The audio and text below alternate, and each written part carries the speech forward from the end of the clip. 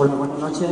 En primer lugar, daros las gracias por estar aquí, la gran satisfacción que estáis teniendo todos con estos encuentros con autores en la tercera Feria del Libro. Invitaros a que visitéis la Feria del Libro, o que los que le hayan visitado, que sigan visitándola, que tenemos una gran variedad de editoriales y yo me creo que están casi todas las librerías de aquí del municipio, están representadas en la misma. Y nada, darle la bienvenida a este autor tan importante que tengo a mi derecha, como es Juan José Benítez. Y nada, le paso la palabra a Muy bien, muchas gracias, Jesús. Lo importante no es lo que yo diga, sino desde luego lo que vaya a decir a partir de unos breves instantes Juan José Benítez. Desde luego, como bien decía anteriormente, creo que hoy es un día de enhorabuena, una tarde-noche de enhorabuena, puesto que contamos con la presencia de uno de los investigadores que con mayor profundidad ha trabajado en todo aquello relacionado con los enigmas, con las leyendas, con las curiosidades y sobre todo, con fenómenos como pueda ser, por ejemplo, la ufología. En principio nos comentaba Juan José Benítez que lo que quiere hacer es una breve presentación, una breve charla y sobre todo lo que más le interesa, lo que más le llena es el coloquio posterior que se pueda tener con todos ustedes.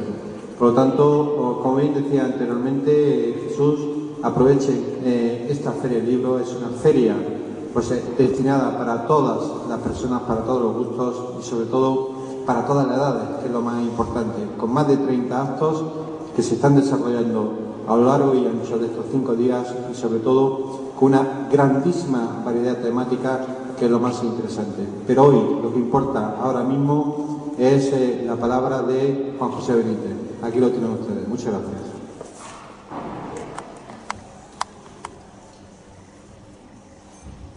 Muy bien, muchas gracias. Muchísimas gracias a los organizadores. Es un privilegio estar aquí. Yo no me había detenido nunca en este pueblo, siempre me he pasado de largo.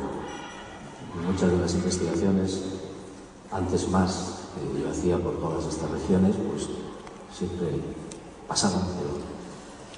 Y hoy, pues me he dado un pequeño paseo y estaba comentando hace un momento a los periodistas que la primera imagen que yo he recibido de este pueblo es conforme entraba con el coche hacia el hotel a 3 muchachos de color sentados en un banco charlando tranquilamente.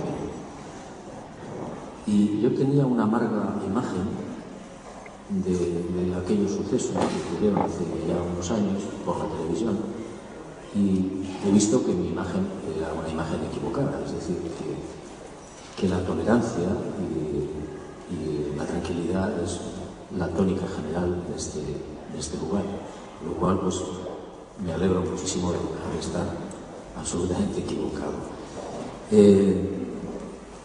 Vivo en una aldea, cerca de una aldea muy pequeña, y también decía hace un momento que una de las cosas más interesantes que pueda existir en estos momentos donde las cosas no están ni son fáciles es que alguien se preocupe de la cultura y que se preocupe con hechos, con este tipo de convocatorias, con actos.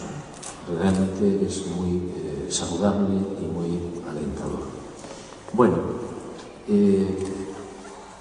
yo, como decía antes, Gerardo, voy a intentar que el coloquio sea lo más importante, porque, bueno, yo he tocado muchos temas a lo largo de mi vida profesional y probablemente si yo ahora hablaría solamente de un tema y entonces es mejor que cada uno exponga sus dudas, sus criterios que tengan y yo si sé cada vez menos, pues trataré de resolverlos. Si me lo permiten, yo voy a hablar 5 o 10 minutos de cómo el destino lleva a las personas en determinadas direcciones, aunque no quieran. Yo quería ser Miguel Ángel. Cuando era un niño, a mí me fascinaba la pintura. Y yo quería ser Miguel Ángel, no quería ser otra cosa, quería ser Miguel Ángel. Pero el destino tenía otros planes. Mi familia era muy humilde, mi padre era guardia civil, conductor de la Guardia Civil, y no hubo forma de que yo pudiera ir a la Academia de Bellas Artes de San Fernando. Bueno, un día entró un hermano marista donde yo estudiaba en Pamplona y me preguntó: ¿tú te gustaría ser periodista? Y yo seguí pintando un mural. Pensé, periodismo, sí, periódicos. No tenía mucha idea de lo que estaba hablando, pero dije, bueno. Después pensé con los años, este hombre quizás vio algo, porque si no, no me suelta eso, ¿no? La cuestión es que yo entré en la universidad y el destino me entrenó. Terminé la carrera de periodismo, me fui a Murcia y estuve los mejores años de mi vida en Murcia, en el periodismo, trabajando, entrenándome, haciendo lo que entonces llamaban talleres.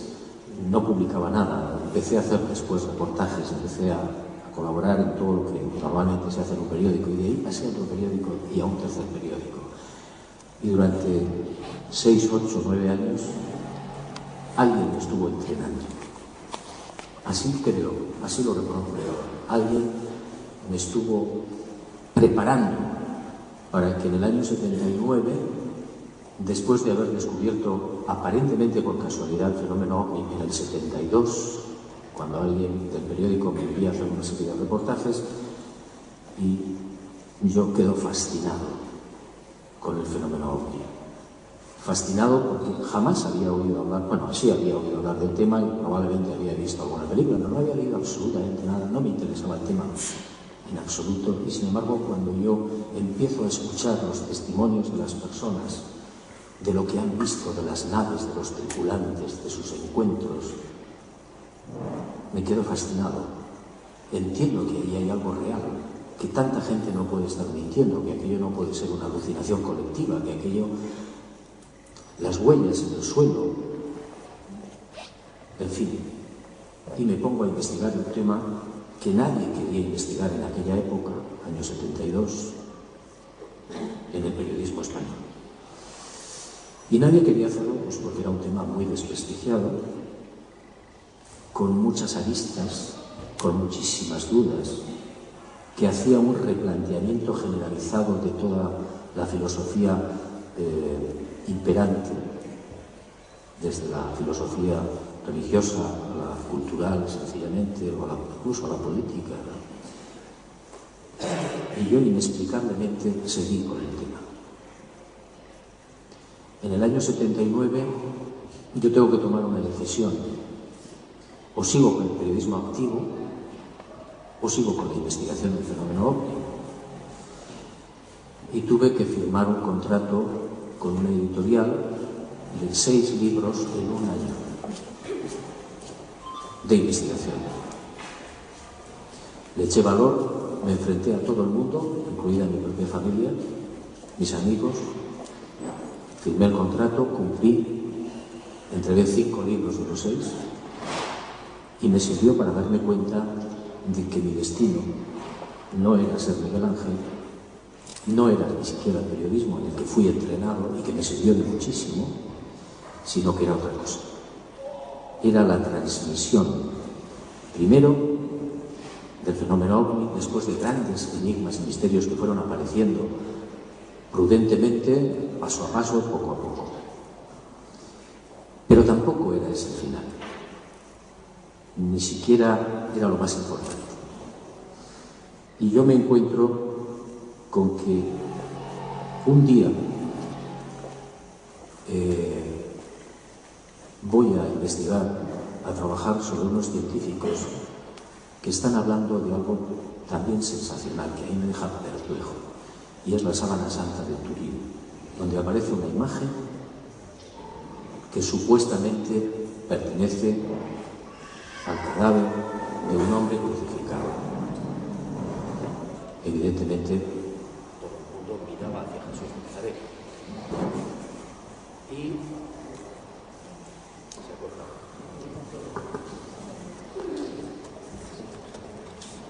Decía que todo el mundo apuntaba en la dirección de que podría ser Jesús de Nazaret. Yo quedé cautivo de esa historia de la mano de la ciencia, y me encontré con que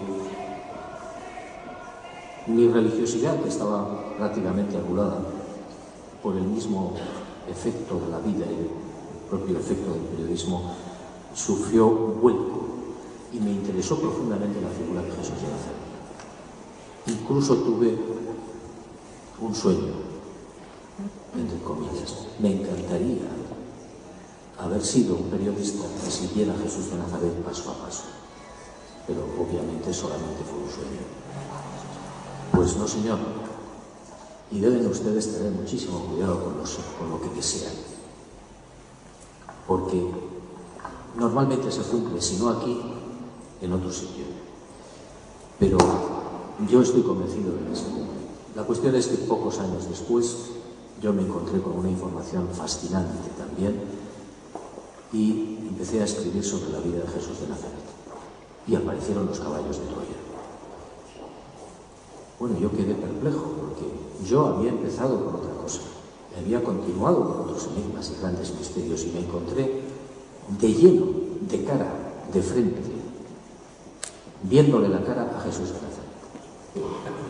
Y ya, a partir de ese momento, dejé las religiones a un lado y me dediqué fundamentalmente a intentar conocer al personaje y a intentar conocer su mensaje. Y eso es lo que estoy haciendo ahora, transmitiéndoles a ustedes a través de los libros y de los medios que tengo a mi disposición, quién entiendo yo que era esa persona, quién era ese personaje, cuál era su mensaje y qué es lo que se nos ha contado que entiendo, desde mi punto de vista, podría ser real y qué no es real. Bueno, y así hemos llegado a 50 libros. Yo, si les digo sinceramente, no sé cómo ha sido. No creo que pudiera volver a repetirlo. No tengo capacidad ya, ni fuerzas, ni ánimos, ni siquiera para plantearme que haya conseguido atravesar la barrera de los 50 libros publicados, porque escritos ya hay 54. Pero bueno, entiendo que el trabajo ha sido positivo, próspero, interesante. Hemos conseguido algo verdaderamente fundamental, y es que las mentes de las personas se abran un poquito más, que las nuevas generaciones descubran un Jesús de Nazaret que no tiene nada que ver con lo que predican las religiones, muchísimo más próximo, más esperanzador, muchísimo más atractivo y más humano. Y solamente por eso yo creo que ya ha merecido la pena mi trabajo. Y solo por eso merece la pena que yo esté sentado aquí. Así que a partir de ahí yo voy a contestar ya a todas las preguntas que ustedes consideren oportuno. Y yo sepa responder, porque, en fin, yo estaba esta tarde hablando con unos amigos de Murcia y de Almería y les decía que cada vez sé menos, es decir, y que me da verdadero apuro, verdadera vergüenza estar aquí sentado, como si yo supiera algo. No sé, me da la sensación de que alguien les ha tomado a ustedes el pelo. Entonces, dicho esto, vamos a las preguntas, si les parece. Por supuesto, como ustedes habrán visto, yo he engañado al destino, porque yo sigo pintando con las palabras. Bueno, ¿alguna pregunta en particular? Sobre Jesús de Nazaret, sobre los ovnis, sobre mis libros, sobre la trayectoria de lo que sea. No entiendo de política, así que mejor se abstienen.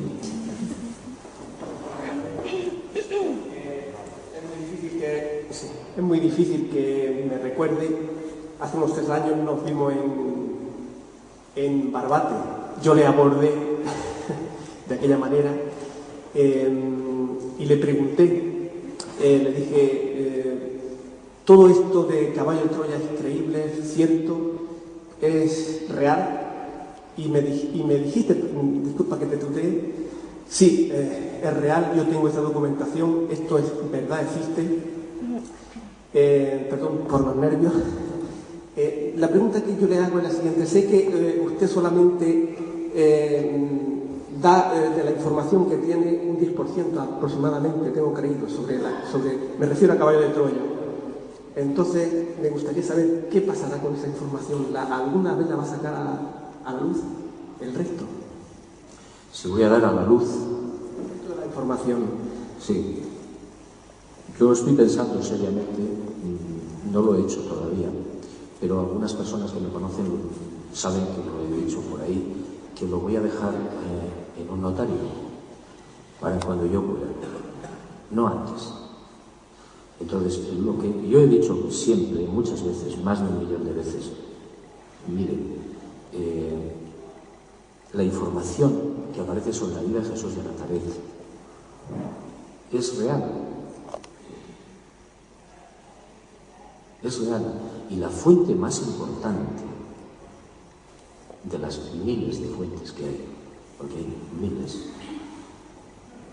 es una fuente que, si ustedes la conocieran, desviarían la atención sobre lo que se pretende. Es decir, ustedes mirarían hacia otra parte.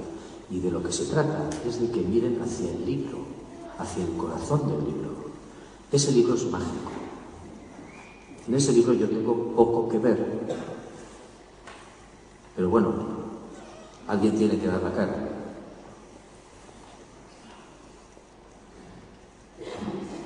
El primer caballo de Troya apareció en marzo de 1984. El año que viene se cumplen 25 años. Y las generaciones siguen descubriéndolo. Y siguen descubriendo a un personaje, a un Jesús de Nazaret, que nada tiene que ver, o muy poco, con lo que se nos ha dicho a través de la historia, a través de las religiones. Es un personaje esperanzador y es un hombre Dios. A mí, cuando me atacan, sobre todo sectores muy conservadores de las religiones, dicen que yo soy Satanás y que esa obra es satánica. No han leído, evidentemente, los libros, porque si hay alguien que defiende la divinidad de Jesús de Nazaret, soy yo. Que no la comprendo, que no lo entiendo, es cierto, porque no puedo comprender la naturaleza de un Dios, pero lo acepto, porque entiendo que las cosas que hizo y la revolución que inició él son más que suficientes para deducir que es un Dios, un hombre Dios, nacido aquí, etcétera, etcétera, pero con una naturaleza que desconocemos, no podemos comprender. Eso no es ser Satanás, aunque yo también les digo una cosa, yo siento una gran simpatía por Luzbel, y lo reconozco siempre, y por Judas. No sé por qué me caen muy bien los personajes perseguidos, malditos y marginados. Y entiendo que probablemente la verdad, si es que alguien la tiene, no es la que nos ha contado.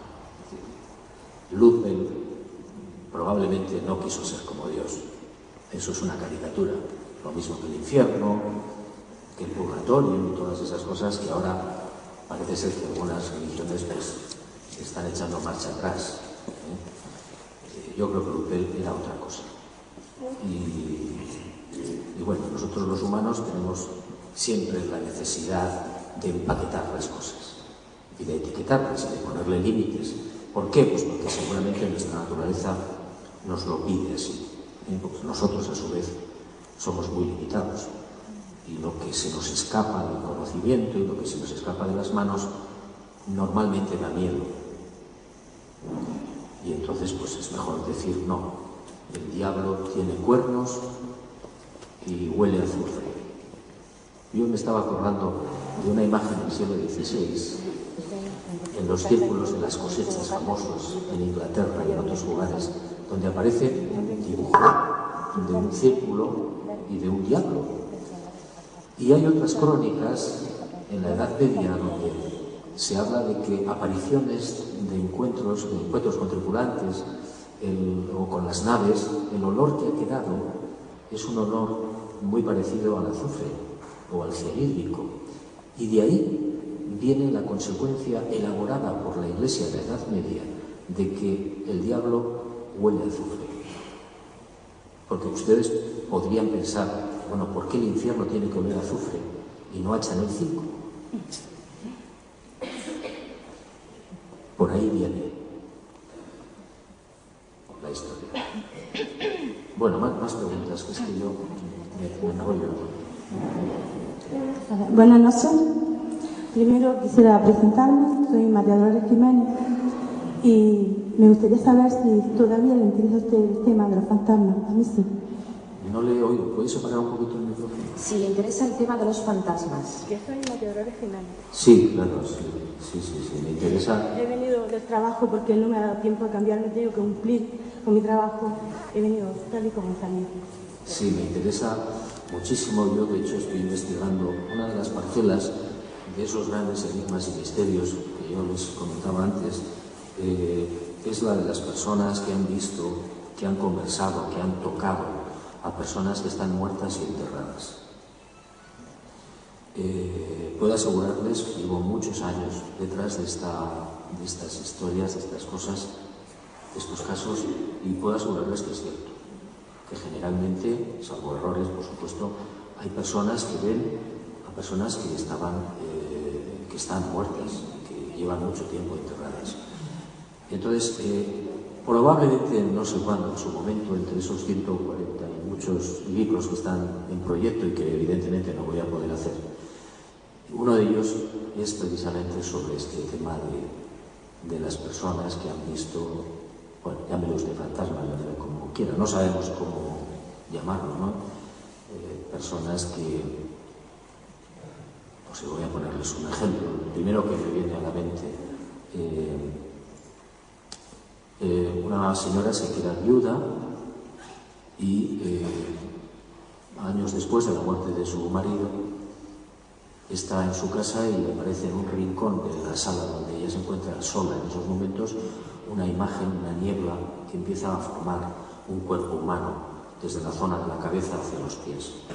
Entonces aparece la figura del señor ya fallecido y le dice: fulanita, no te asustes, estoy muy bien. Eso se suele repetir con una gran frecuencia: estoy bien, estoy muy bien, vengo a decirte algo que no sabéis. En el banco tal, en la cuenta tal, hay un dinero del que no sabéis nada. Este hombre había dejado un testamento, etcétera, etcétera, pero entonces desaparece. Este hombre, repito, había muerto hacía ya un tiempo. Y la mujer no supo qué hacer, lógicamente. Se quedó muy perpleja, no sabía si llamar a sus hijos o no llamar, qué hacer, me van a tomar por loca. Finalmente llamó a los hijos, les contó lo que había visto, lo que había oído, y entonces hicieron una averiguación, y efectivamente, en un banco determinado, en una sucursal con un número de cuenta que solamente él conocía, había $400.000 del año 82, si no recuerdo mal. Bueno, este tipo de cosas son las que yo investigo, las que me gustan, las que persigo, las que intento llegar hasta donde puedo llegar, porque muchas veces la investigación se detiene, obviamente. Te queda el testimonio de las personas, que para mí es importantísimo, muy importante. De la misma manera que el testimonio, la palabra de la persona te puede llevar a la cárcel, o a la cárcel, o la pena de muerte incluso, o la libertad. Pues yo creo que la palabra del ser humano tiene que ser válida siempre, en todos los terrenos, en todos los sentidos. Y en este también. Para eso estamos los investigadores, para averiguar e intentar averiguar si esa persona está sufriendo algún tipo de engaño, tiene algún problema mental, etcétera, etcétera. Pero eso ya es un problema nuestro. Bueno, este tipo de temas yo lo encontré muy interesante y muy esperanzador. Es la razón por la que yo me he movido en la investigación de estos casos, para transmitir algo tan importante para lo que nadie nos educa, que es la muerte. Es una de las tragedias, verdaderas tragedias, creo yo, de la sociedad actual, de la sociedad de siempre. La muerte es un hecho real que nos va a suceder a todos. Probablemente es lo único seguro que hay. Y sin embargo, nadie nos educa, no me estoy refiriendo al aspecto religioso, sino al aspecto físico, y filosófico de lo que es un encuentro con un acontecimiento natural.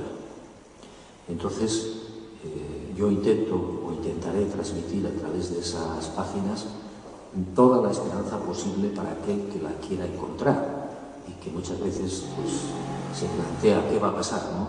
¿Qué va a suceder? Bueno, yo me dedico ahora muchas horas del día a pensar en eso.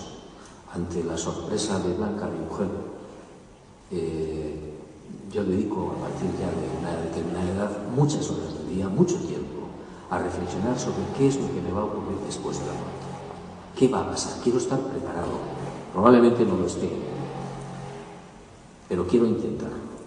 Entonces esa es una de las razones por las que yo intento transmitir. Y por supuesto, como le digo, creo que existe algo después de la muerte, pero muy importante, algo físico, no es ese mundo espiritual del que nos hablan las religiones.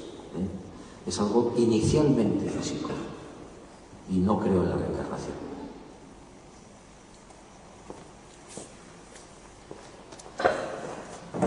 Buenas noches, señor Benítez. Ante todo, presentarnos, somos Raquel y Guanzu, le seguimos desde hace ya tiempo. Y mi pregunta es, usted hace tiempo que lo escucho decir que no quiere conocer la verdad. ¿Es por miedo? Vamos a ver, no es que yo no quiera conocer la verdad, ya me gustaría a mí.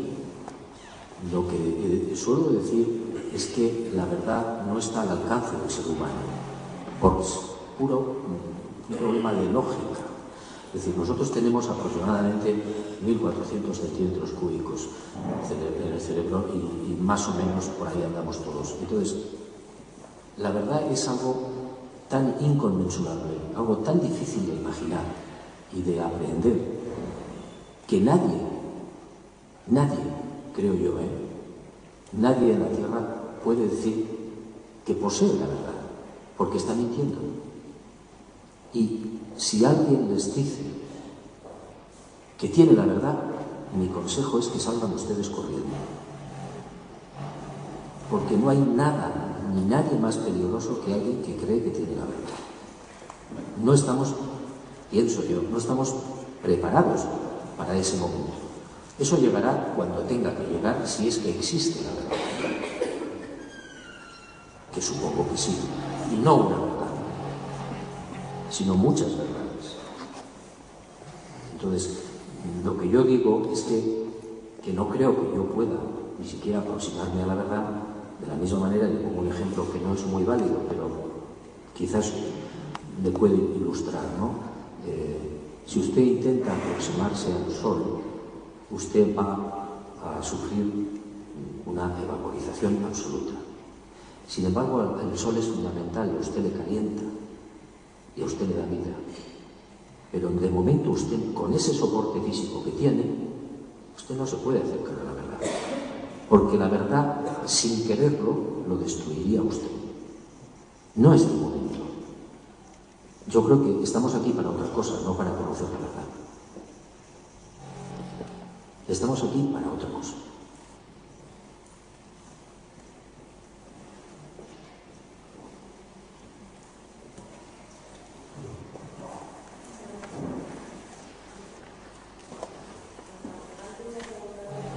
Antes iba a preguntarle que por qué Jesús de Nazaret eligió ese tiempo, pero creo que ya respondió a la pregunta, ¿no? Que no estábamos preparados para conocer esa verdad. Mire, yo me lo planteé muchas veces. ¿Sabe usted? A mí hay una cosa que me da mucha rabia. Pero bueno, cada uno tiene su opción y hay que ser respetuoso con todas las opciones, con todas. ¿Por qué había que imitar a Jesús de Nazaret? Ustedes habrán cansado de oírlo. Ahora no sé si ya se repite tanto, pero en mi época era constante. Desde el catecismo hasta las prédicas. Hay que ser como Jesús de Nazaret, hay que imitar a Jesús de Nazaret. Eso es absolutamente ridículo. No se puede imitar a nadie, no a Jesús de Nazaret, a nadie. Cada uno es quien es y vive su momento, sus circunstancias, etcétera, etcétera, que le ha tocado, ha elegido lo que sea. Jesús de Nazaret nace en una época en la que se dan una serie de circunstancias y parámetros que permitieron que su mensaje a posteriori y su vida, etcétera, pudieran transmitirse y que su desarrollo vital pudiera llevarse a efecto. Y yo creo que estaba perfectamente estudiado. Si hay algo minuciosamente estudiado es la encarnación de un Dios. También la encarnación de un ser humano como nosotros, minuciosamente estudiado, hasta el milímetro. Pero ya la encarnación de un ser de esa naturaleza me parece que tiene que estar milimétricamente diseñado. Por tanto, Jesús nace en el momento que tiene que nacer, en el lugar geográfico que correspondía, que era lo mejor en ese instante, y se desarrolló su vida de acuerdo a los planes que quien fuera programó y diseñó. Entonces, invitar a Jesús de Nazaret me ha parecido siempre una pérdida de tiempo y de energía. Cada uno no está aquí para imitar, repito, a nadie, sino para desarrollar su propia vida, con todas sus amarguras y sus cosas positivas y sus experiencias, que al final, lo que yo entiendo y creo, y me moriré seguramente creyendo en eso, que venimos aquí para experimentar constantemente lo bueno, lo malo, lo malísimo y lo regular. Y no tenemos conciencia, lógicamente, de que eso es así, porque si no, siempre digo que la experiencia estaría descafeinada. Bueno, esto nos llevaría muy lejos. Buenas noches, señor Benítez. En primer lugar, felicidades por sus libros, de los que me declaro admirador. Y quería preguntarle, a lo largo de sus investigaciones, ¿puede usted afirmar con rotundidad que existen evidencias científicas, racionales, medibles, de que este tipo de fenómenos, digamos, existen? Trátese de la divinidad de Jesús de Nazaret, la vida después de la muerte, el fenómeno ovni. Y si la respuesta es afirmativa, ¿podría usted decirme por qué no se divulga o no se difunden o no se muestran al gran público? Gracias. Bueno, vamos a ver, mire, lo poco que yo sé es que existen evidencias físicas medibles, por ejemplo, el fenómeno ovni, hasta el extremo y hasta el punto de que algunas de esas máquinas estrelladas están en poder de las fuerzas norteamericanas. Como usted comprenderá, si eso saliera a la luz, se acabarían todas las dudas. Sí. Pero el hecho de que no salga a la luz no significa que no exista. Yo dispongo de documentación, de testimonios, que me llevan a pensar que eso es real. Hay otras pruebas, no muy lejos de aquí además, por ejemplo, el aterrizaje y el asentamiento de naves de hasta 30 toneladas que dejan huellas, que dejan rastros en la maleza, en los árboles, en las hierbas, que han sido analizados, siguiendo estrictos sistemas científicos, métodos científicos, y que llevan a la conclusión de que no tienen nada que ver con la energía conocida. Podríamos estar así mucho rato. ¿Por qué no se divulga todo esto? Pues mire usted, el fenómeno ovni es un fenómeno espinoso, es un fenómeno ingrato, incómodo, sobre todo para, por un lado, los militares, y le hablo con conocimiento de causa, porque si las grandes potencias reconocieran que existen unas civilizaciones tecnológicamente más avanzadas que la nuestra, alguien podría poner en tela de juicio todos los presupuestos armamentísticos, y alguien podría poner en tela de juicio todos los sistemas defensivos, y alguien podría exigir responsabilidades a los señores que están en la OTAN o en el Pentágono o en el Kremlin. Y eso, desde el punto de vista de los militares, no interesa. Si ya nos metemos en otros terrenos sociales, económicos, religiosos, el tema también se desborda. Usted imagine que algunas de estas civilizaciones llegaran a establecer un contacto público con nosotros y reconocieran que los sistemas de sanidad no son los correctos, los que nosotros estamos llevando a cabo, o los sistemas políticos, o los sistemas energéticos, y te demuestran que se puede tener una energía limpia, mucho más económica, barata, etcétera, inagotable. Bueno, me parece que a las petroleras no les gustaría la idea. Y si entra usted en el terreno religioso, pues ¿qué le voy a decir? Quiero decir, hay múltiples razones y factores que la opinión pública en general no evalúa, pues porque no está en esa batalla. Bastante tiene con lo que tiene para plantearse estas historias, pero si alguien se lo plantea, lo primero que tiene que hacer es informarse y después pensar si todas estas ideas que le estoy exponiendo aquí tienen o no tienen fundamento. Yo recuerdo una conversación hace ya muchos años con los militares hablando de estos temas y ellos se escudaban en algo que es mentira. Decían, el pueblo no está preparado. Pero no importa, a ellos les vale. A los servicios de inteligencia y a los militares, no a todos, a la cúpula militar, que es quien está verdaderamente en el secreto, les sirve. Les sirve para ser y seguir siendo los número uno, para no tener problemas con la opinión pública, etcétera, etcétera. ¿Cuándo ocurrirá el milagro de que los archivos se abran, de que las naves estrelladas se den a conocer, de que los científicos de la universidad, que es el futuro del fenómeno y de la investigación OVNI, tengan acceso a todo eso? No lo sabemos, pero tardará mucho tiempo. Cuando la opinión pública ha presionado lo suficiente en algún momento determinado para abrir o para exigir responsabilidades o abrir los archivos de, por ejemplo, el ejército norteamericano, siempre aparecen películas, fotografías, testimonios que echan por tierra todo el trabajo de toda la investigación durante décadas. ¿Ustedes creen que eso es una casualidad? Cuando la opinión pública norteamericana estaba presionando de manera muy importante para que se abrieran los archivos respecto a la nave estrellada en 1947 en Roswell, apareció una película donde apareció un muñeco y una autopsia que resultó absolutamente falsa, con lo cual se desinfló toda la presión de la opinión pública. Miren, de verdad, se lo digo por experiencia y por años, estamos ante uno de los fenómenos más importantes del mundo, quizás no urgente, el fenómeno OVNI. El día que se produzca el contacto oficial,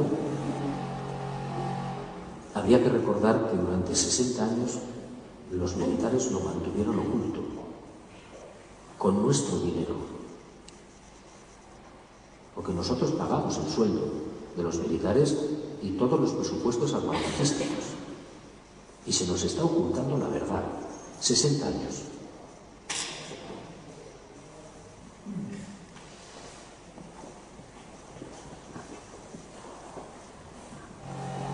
En primer lugar, muchas gracias por todo, no sé por qué lo digo. Y en segundo lugar, me ha chocado un poco que diga que no cree en la reencarnación, porque lo mismo que ha comentado sobre los ángeles o sobre los ángeles, sobre los fantasmas, pues yo sé de gente que dice ha ido a un país que no ha visitado nunca y lo reconoce, y gente que no puedes ver y no sabes por qué, no te puedes subir en un ascensor y no ha vivido ningún trauma. Y luego dice que, luego también acaba de comentar que venimos aquí a experimentar. Pues si venimos a experimentar una vez nada más, yo creo que si aprendo a sumar también quiero aprender a restar, a dividir y a multiplicar, no solamente una cosa. Entonces me parece que para muchas personas una sola vida no es experimentar. Y luego otra cosa que también ha comentado y acabo es que ha comentado que yo no creo en la casualidad, no he creído nunca, pero entonces, ¿qué somos los seres humanos? Somos como un poco títeres y nos van manejando según a dónde tenemos que ir, porque si usted ha comentado que quería ser Miguel Ángel y acaba siendo periodista, significa que las personas de algún modo nos van empujando. ¿Y dónde está el libre albedrío? Gracias. Bueno, yo, como usted comprenderá, no le puedo responder a ninguna de las cosas es algo de una manera muy subjetiva, porque no tengo la verdad, y ya he dicho antes que ni la quiero tener, de momento. Vamos a ver. Yo he dicho que no creo en la reencarnación porque al estilo tradicional, oriental, que todos entendemos, por una sencilla razón, porque yo entiendo que el Dios en el que yo creo profunda e intensamente, y no soy practicante de ninguna religión, es sobre todo imaginación. Entonces la reencarnación es un sistema de respuesta a las necesidades humanas o a las preguntas humanas, pero que no satisface de verdad, porque usted tendría que hacer 1000 millones de vidas y tampoco entendería mucho de lo que está pasando ni tendría un conocimiento demasiado grande. Son tantas las cosas que existen en el mundo y que han existido y que van a existir, que es imposible que por el hecho de que usted nazca durante X reencarnaciones, pueda conseguir toda esa información. Eso es una falacia, eso es un error. Probablemente cuando uno se muera empezará a asimilar, no sé cómo, toda la información que necesita en el momento, entre comillas, momentos, si es que existe ese tiempo, el que sea. Entonces, yo creo que el creador, que no sé definir, que no sé materializar, porque obviamente no me da la mente para una cosa así, es sobre todo, repito, imaginación. Entonces, tiene que haber otro sistema. Dios no se repite nunca. Si usted se fija a su alrededor, no hay dos gotas de agua iguales, ni dos hojas iguales, ni dos pensamientos iguales, ni dos palabras pronunciadas con la misma fuerza o la misma entonación, ni las mismas intenciones, ni las miradas son iguales, ni los animales son iguales, nunca, jamás, ni la lluvia es igual. Entonces, ¿por qué Dios va a crear la muerte de forma repetitiva? Con que se muera una vez es suficiente, desde mi punto de vista. Usted sabe lo que es la muerte, además es que no hay más remedio, porque seguramente es el paso más inteligente para otro lugar. Y todo lo demás, pues, no sé, son ganas o maneras de satisfacer nuestra necesidad intelectual. Lo que usted plantea de yo he estado aquí antes, o por qué esta persona sometida a una represión dice que ha visto o que ha estado en tal sitio, pues mire usted, eso no lo sé. Probablemente puede haber algún tipo de explicación, incluso genética. Es decir, mire, el miedo es algo que se transmite desde siempre, genéticamente. Entonces, como el miedo, otra serie de necesidades que tiene el ser humano o de conductas. Usted podría haber heredado genéticamente de quien sea, de sus antepasados, un acontecimiento importantísimo para esa persona, o simplemente porque lo ha vivido allí durante muchísimo tiempo, y usted en un momento determinado de su vida, esa información se destapa.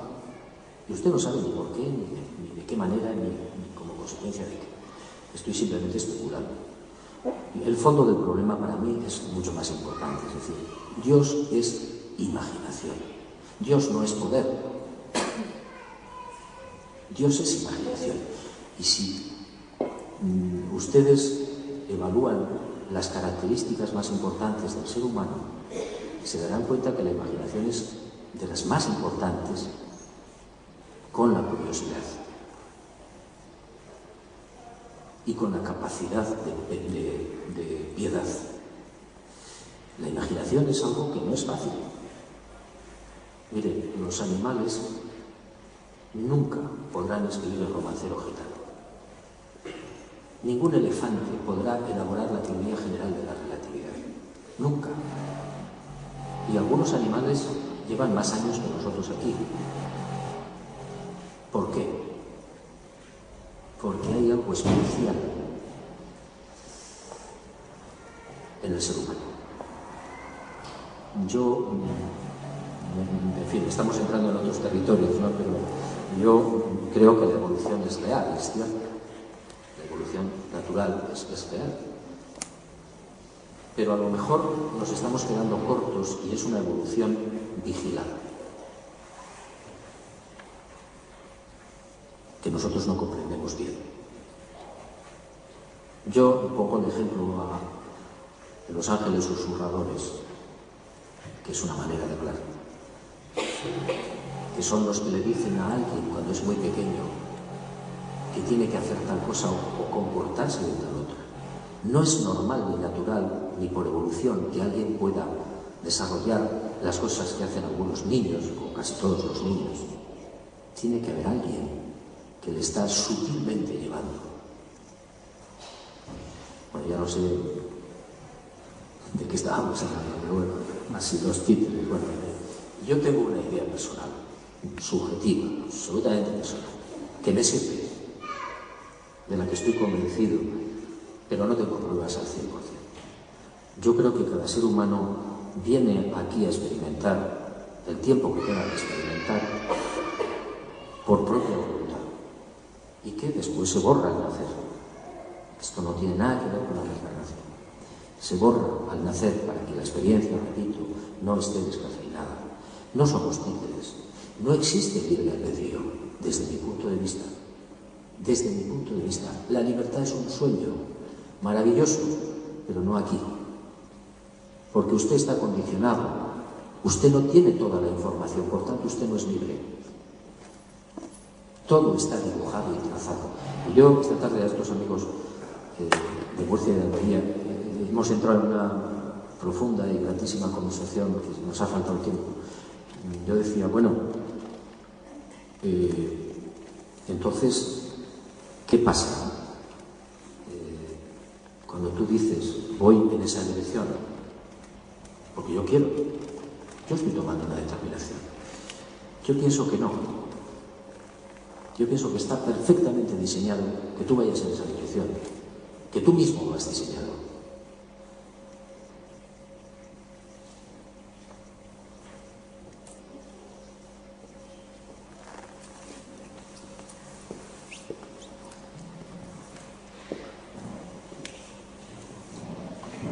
Hola, buenas noches. Soy Paco.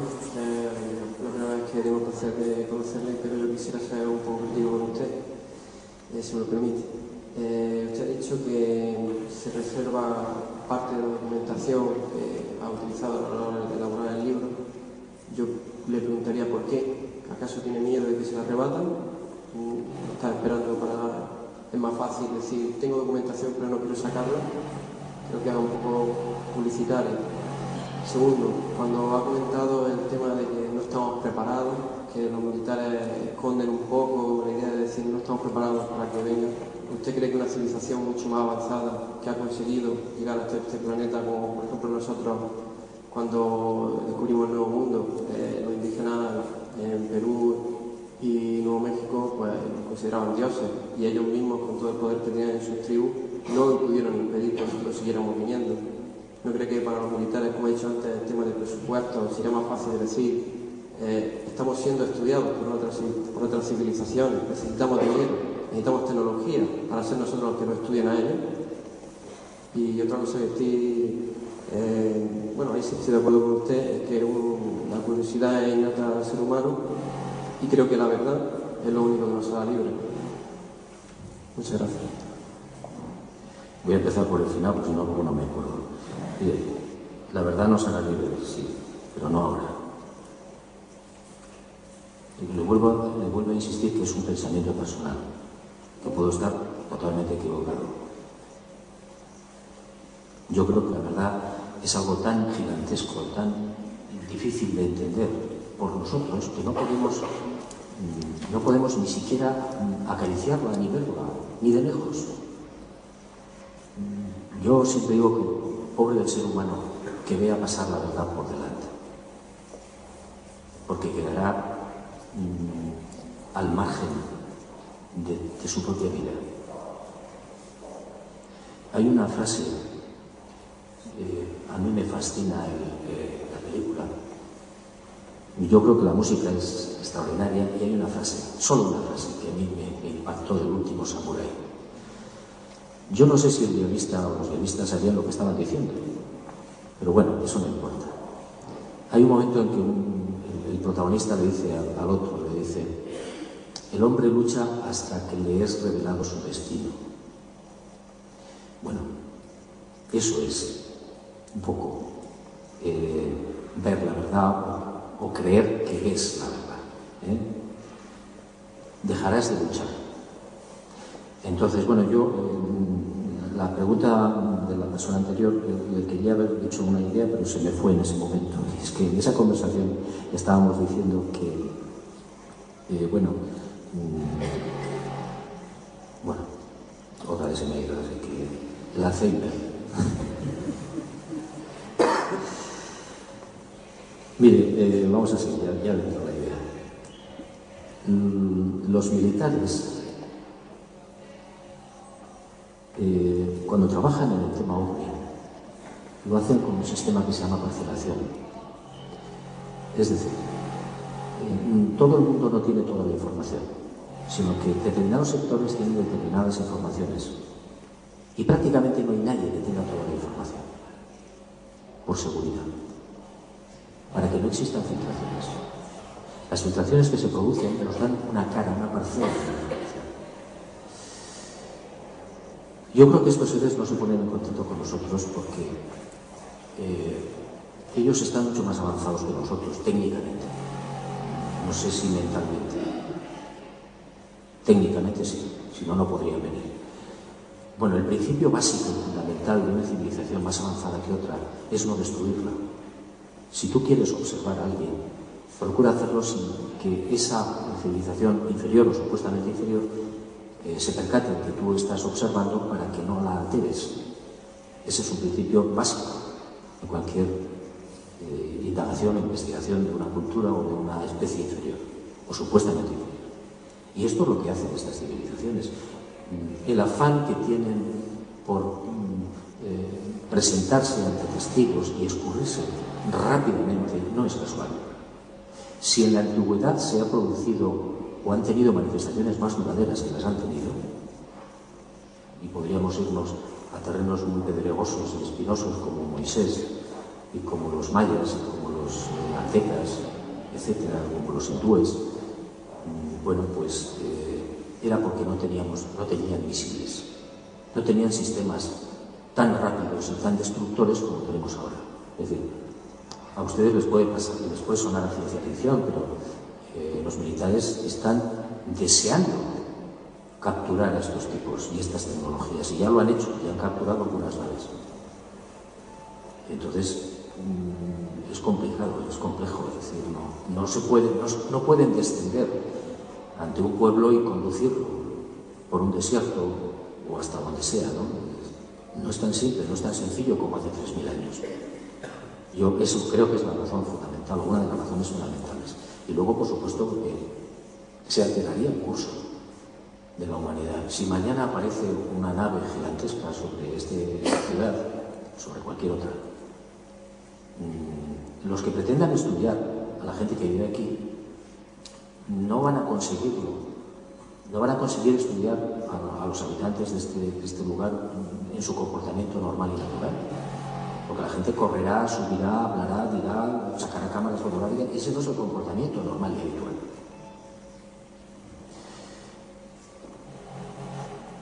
Bueno, la primera pregunta era ¿por qué guardo esa documentación y toda esa información capital? Y yo le he respondido al principio, para que la gente mire al libro y no a otro lado. Estoy tratando de recordar lo que les quería decir, pero cada vez que lo intento, vuela. Así que lo voy a dejar.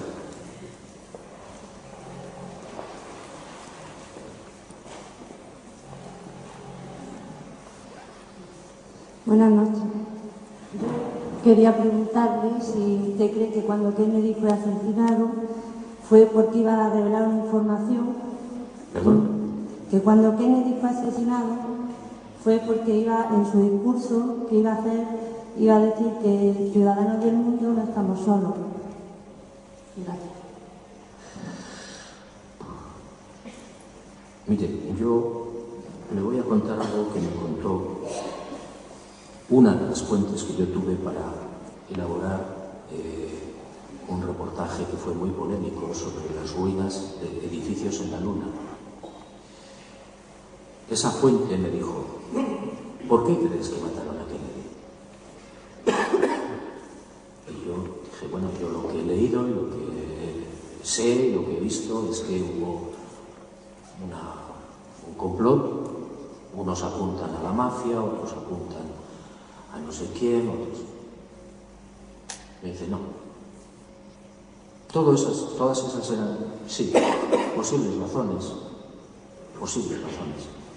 Pero quizás la que movió o hizo ejecutar el resorte final fue que él estaba dispuesto a aclararle a la gente y al mundo qué es lo que había en la Luna. Y eso no lo permitieron. ¿Quién no lo permitió? Pues mire usted, en los Estados Unidos hay aproximadamente medio centenar de agencias gubernamentales de seguridad o de inteligencia y de seguridad.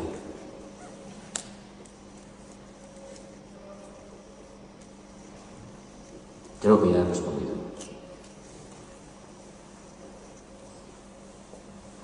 No crean ustedes nada de lo que ven en la televisión. Nada. Es todo mentira. O están diciéndoles a ustedes la verdad con retraso.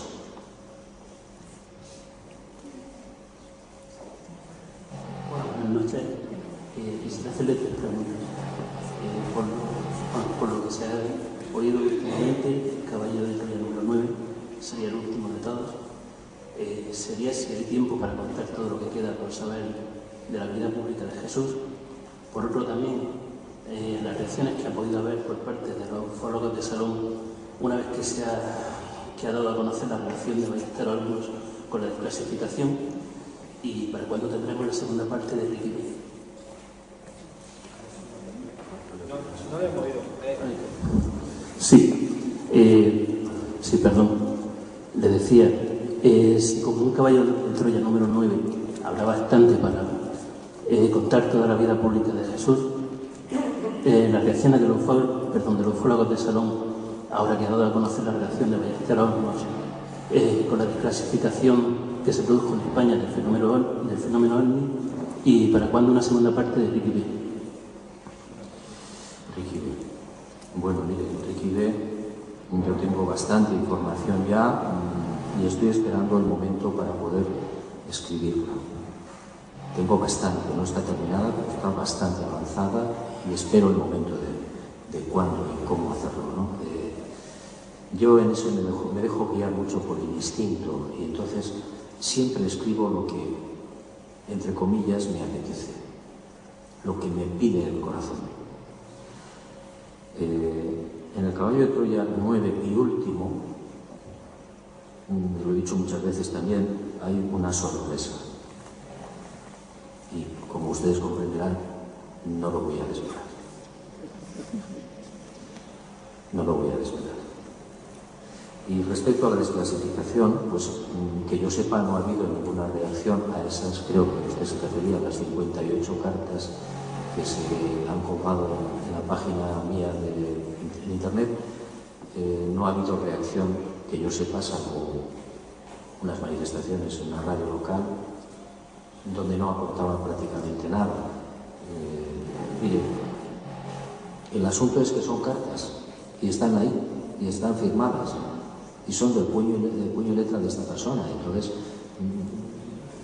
no hay nada que argumentar, está ahí y punto. 58 cartas, nada menos. Entonces se demuestra, para aquellas personas que no lo conozcan de qué estamos hablando, se demuestra que el proceso de desclasificación del archivo OVNI de las Fuerzas Aéreas Españolas, que se inició en 1992 y que sacaron a la luz aproximadamente casi 80 y tantos casos, con más de 1000 folios, está fue una desclasificación manipulada, donde se ocultó información, donde se proporcionó información a civiles antes de que se produjera el hecho físico de la desclasificación, y eso es ilegal como mínimo. Por tanto, la desclasificación es nula. Eso es lo que se ha revelado en esas 58 cartas de uno de estos señores que participó en ese proceso de intoxicación y en ese proceso de manipulación de los archivos OVNI. Cartas enviadas a otro colaborador suyo. Ese colaborador, en un momento determinado, descubrió, digamos, el pastel y me transmitió la información. Y yo esperaba que muera para sacarlo a la luz. Siempre cumplo mi palabra respecto a lo que yo hable con un testigo o hable con una persona que me da una información. Si esa persona considera que no debe salir a la luz ni su nombre o hasta que muera, yo lo respeto siempre.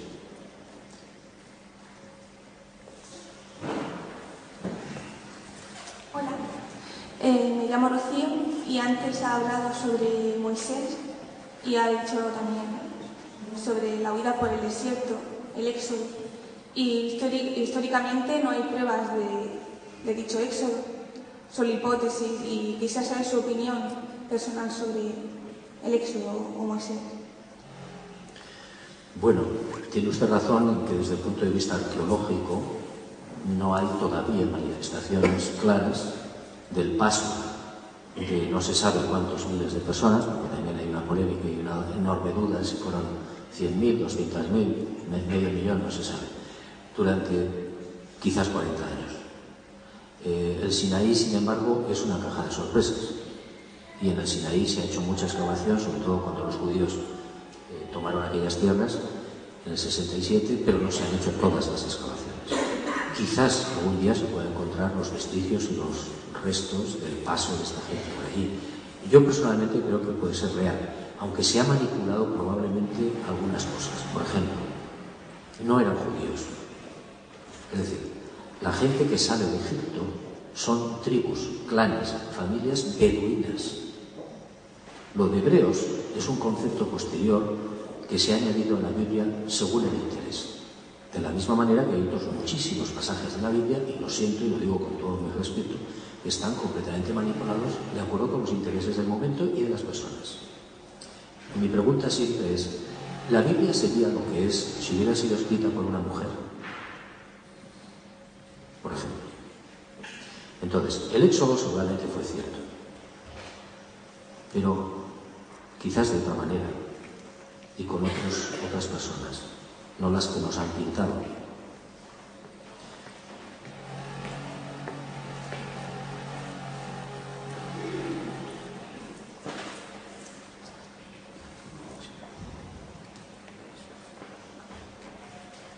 Hola, mi pregunta es si se ha comentado en alguna ocasión que usted se inspiró para hacer Caballo de Troya en el libro Durantia. Mi pregunta es si es cierto, y si es así, ¿por qué le merece credibilidad ese libro? ¿Por qué? ¿Por qué le merece credibilidad ese libro? Bueno, la revelación Durantia es una de las muchas fuentes de las que yo he podido beber, pero no es la más importante. Insisto, no es la más importante. En cuanto a la revelación en sí misma, yo creo que sí es una revelación, personalmente, y muy interesante. Pero es una opinión personal, hay otras personas que opinan lo contrario. Si usted lee esa revelación se quedará maravillado. No es demostrable en muchos momentos, muchos conceptos, pero no cabe duda de que tiene una perspectiva muy interesante, ¿no? Muy diferente a la que nos ha planteado la religión en general. Merece, solamente por eso merece también echarle un vistazo, por curiosidad. Le voy a decir algo más.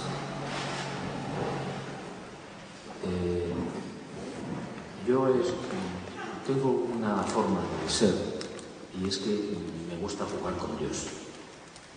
Es una cosa que pongo en práctica desde hace unos años. Y entonces yo le suelo pedir señales. cuando yo tengo una duda importante y no sé cómo resolverlo, pido una señal.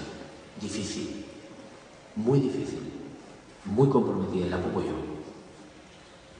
No eso de que mañana llueva, no. Le pongo un ejemplo relacionado con por qué defiendo la veneración diurética. Yo me encontraba en Jordania en una ocasión buscando una cueva donde supuestamente había estado Jesús de Nazaret en el retiro después del Jordán, después del bautismo. Entonces, yo tenía o disponía de unas claves, pero yo no estaba seguro si esa era la cueva o no era la cueva. Entonces, yo solicité en un momento determinado, por no alargar mucho la historia, solicité una prueba a los cielos de que la cueva a la que yo me dirigía en esos momentos con otros arqueólogos era la cueva que yo pensé podía ser la de Jesús de Nazaret. ¿Y qué prueba pedía? Montados en el coche camino de esa cueva, de esa gruta. No sabía qué prueba pedir. Y ya en el coche dije, bueno, pues que aparezca una cruz pintada o esculpida, me da igual, en la cueva o en sus alrededores. Y al instante dije, eso no puede ser, porque es muy difícil, porque estoy en un país musulmán. Dije, no importa, más difícil. Cuando llegué al lugar, fui el primero que salí corriendo, como un tiro hacia la cueva. Y cuando estaba a 10 metros de la cueva, en un manantial que estaba tapado con una chapa, habían pintado una enorme cruz roja. Y me quedé paralizado. Todo el mundo me sobrepasó.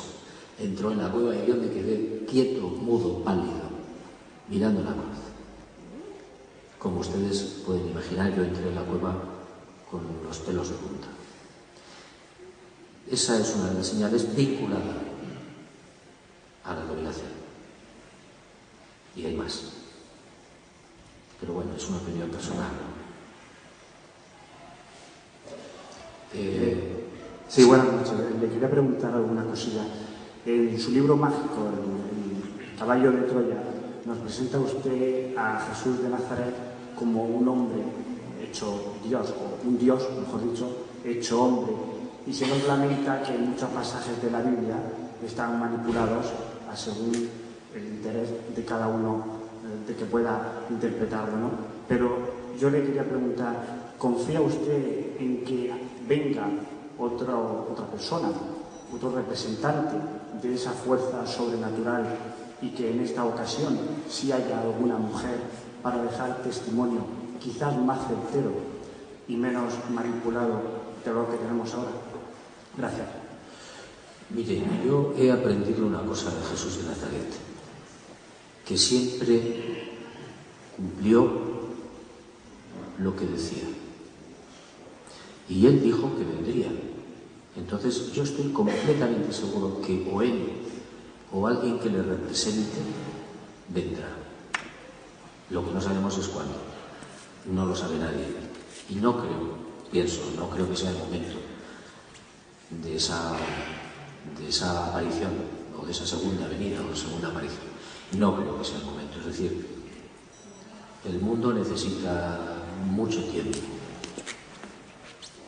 El mundo necesita todavía mucho tiempo. Mire, yo es que parto de la base de que Dios es mujer,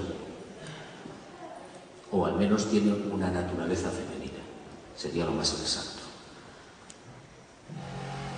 Entonces, pues bueno, es posible, ¿no?, que la persona o el ser o quien sea que venga en representación de él, si es que no viene él, pudiera ser una mujer. A mí me encantaría.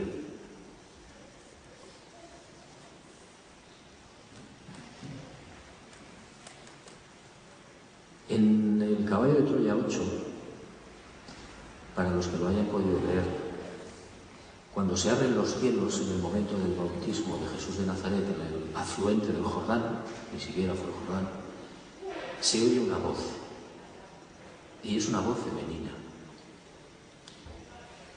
¿Ustedes creen que eso es una casualidad?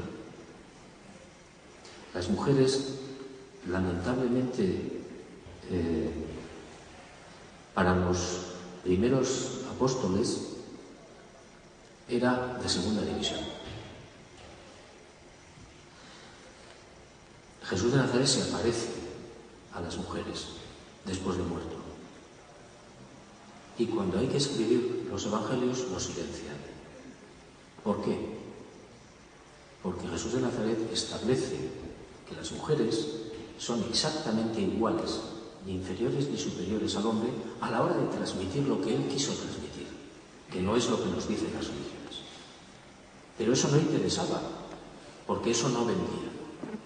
Las mujeres no estaban bien consideradas, o al menos a la altura de los varones, en la época de Jesús de Nazaret y sobre todo en el pueblo judío.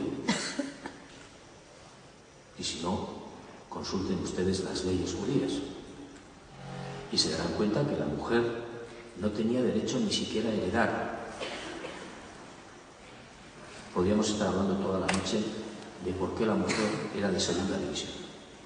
Entonces, eso no se dice, porque no interesa. De la misma manera que no interesaba que los esclavos desaparecieran, porque atentaba contra el poder económico y el estatus social y la situación generalizada del pueblo de entonces, y de los romanos, de los griegos, etcétera, etcétera.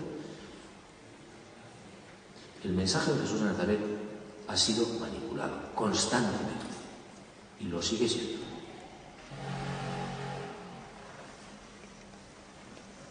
Yo eso sí, me parece una invitación interesante para que ustedes lo mediten y lo piensen, es decir, es importantísimo que cada uno piense por sí mismo, que cada uno filtre y que cada uno siga la intuición. Esta tarde lo hablábamos también, lo importante que es la intuición, más que la razón. La razón siempre llega tarde, la razón siempre está en el norte.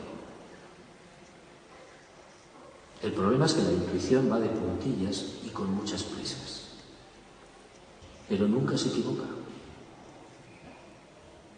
Entonces, si quieren ustedes un consejo de una persona ya de cierta edad, es hagan caso de la intuición siempre. Por eso las mujeres nos llevan ventaja. Todas.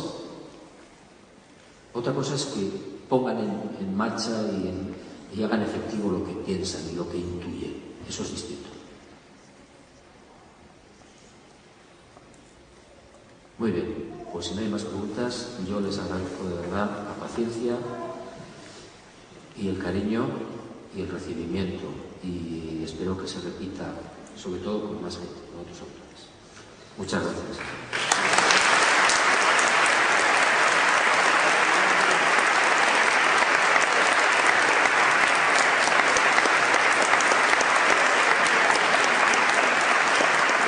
Muy bien, pues muchas gracias a todos, y ahora quien quiera, pues para firmarle libros, a Juan José Benítez, y bueno, pues aquí va a estar todavía un ratito más con todos ustedes.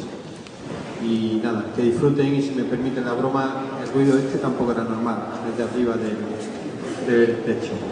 Muchas gracias.